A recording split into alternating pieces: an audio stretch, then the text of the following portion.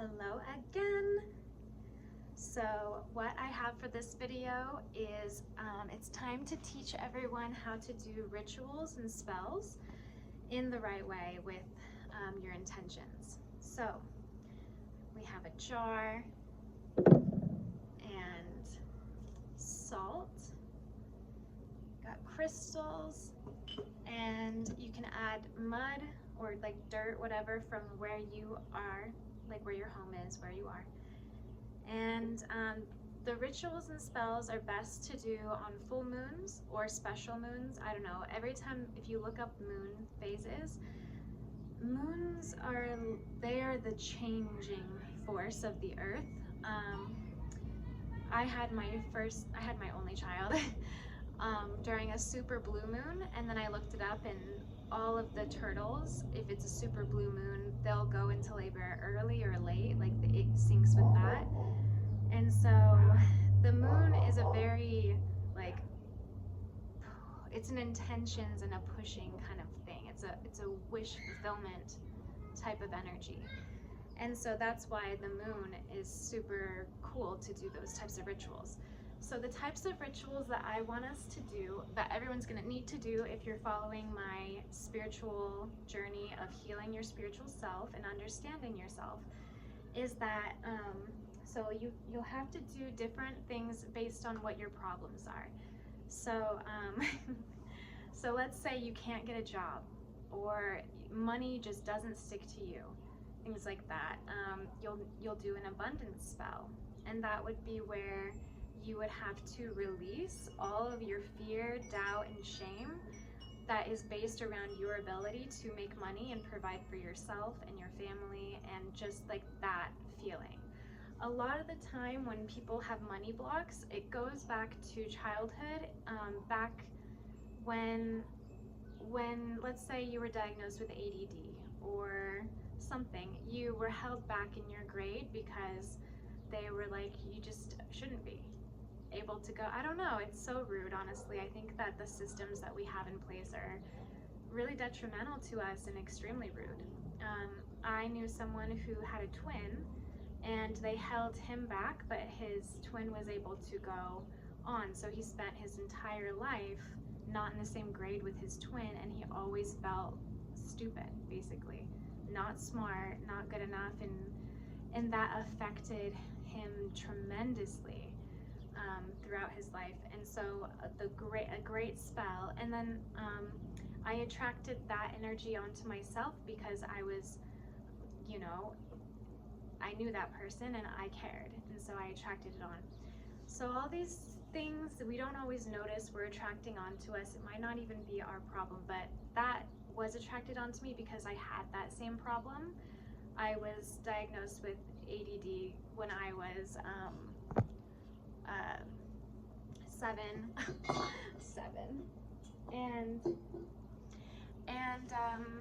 and I just always thought that I wasn't smart, and so I kind of struggled with that. Even in my grad school program, I just thought I was the dumbest one in the program. But that's not true, and it's not real, and it's just because when you were little and you had someone coming into class to like dump out my backpack and it all over, and they're like, oh look, you have all these homework assignments, you just never turn them in because you're not organized, and I'm just like, I'm like stressed, like that's stressful. So these things, they need to release. They're not a part of you, they're not a part of me. It's ridiculous.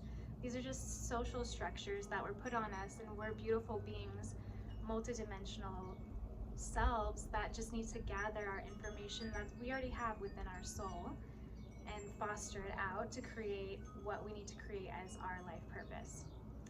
Okay, so what you would do for like a spell like that is you would write down all of those things, all those times that you felt like you weren't smart and things like that, and you just go through those memories, and then you think of the core of them.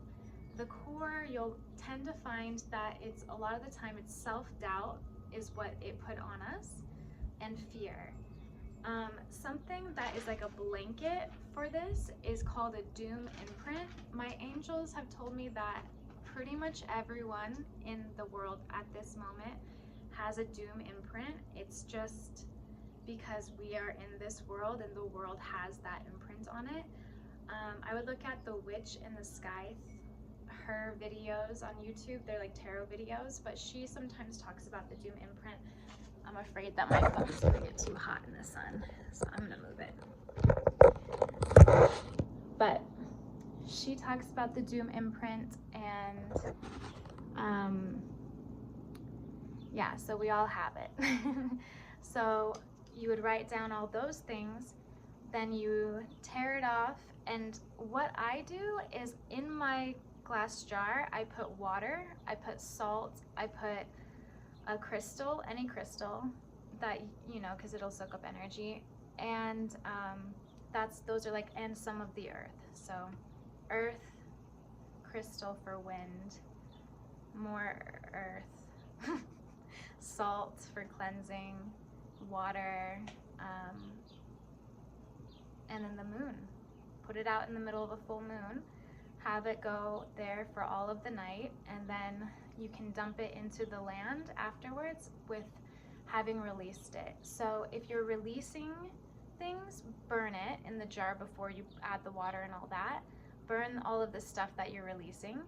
If you're making wishes, like things you want to gain, abundance, joy, whatever it may be, then keep that on the paper in there. Here's the rule. This is the only rule for anything. Be as creative as you want. You can put your period blood in there if you want to connect with nature, especially it just is powerful. I mean, I wasn't going to mention that. I was talking to my friend Lily and I was like, should I mention that part? Like, that's kind of scary. I don't do that all the time. I did that one time. I'll tell you why. And that will be with the Divine Nature video. But yeah, but no, it's completely fine to do that. And it's great. And I learned that from Genevieve Akal. She's a priestess from South Africa, I think. And Genevieve Akal, and she talks about the woman and blood and all of that, and how we sacrifice and how the earth will grant us blessings basically because of that. So, but this isn't only for women, there's men as well,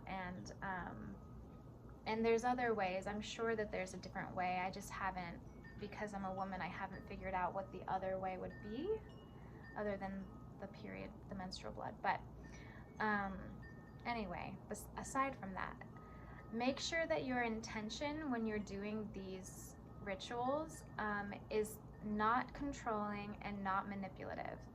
You can't just ask for a bunch of money without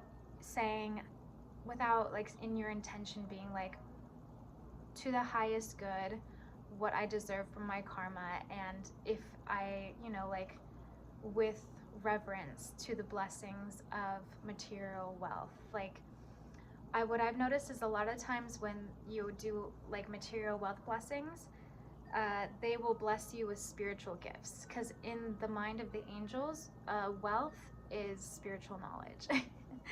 So you can't be controlling with the outcome, but when it comes to releasing the things that are no longer serving you, that are bad, such as a doom imprint, you can trust and rest assured that your higher self, your guides, your angels, your ancestors will all want to help you. Divine Nature will want to help you release that. So get your spells ready and do them.